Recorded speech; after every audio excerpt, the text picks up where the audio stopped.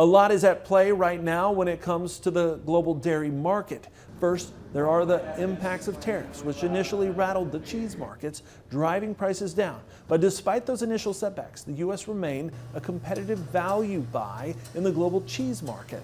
Market watchers say this competitiveness has fueled export orders, especially in the second and third quarters, which impacted available cheese stocks and drove up prices in futures. Now, Matt Tranel keeping a close eye on the cheese market for Ever.Ag, discussing it recently with AgriTalk's Chip Flory. I mean, we were at $1.60, $1.65. The world market was $2.25 to $2.40. New Zealand was kind of that $2.25 market. Europe was that $2.40 market.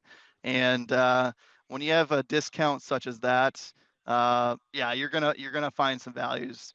When we looked at that early April tariff talk, we did leave Mexico out of the equation. Mexico's always been kind of our biggest buyer. And then we also saw right off the bat some of our countries that we do a lot of business with, Japan, South Korea, they opted for some negotiation over retaliation. And so, yeah, you just saw a lot of people come to the table and say that that's really just too cheap of cheese compared to the world. Right now, Mexico is the #1 importer of U.S. dairy products. Yeah, it's really not even close, to be honest. Yeah. I know on the most recent export data, Mexico bought 33 million pounds of cheese out of the 99 million pounds of cheese that we exported as a whole, so a third.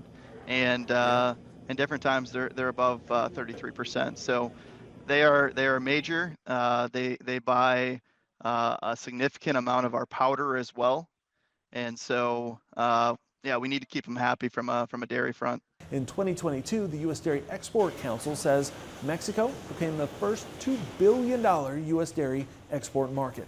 Now, last year, U.S. dairy exports reached $8.2 billion overall, marking the industry's second highest level ever.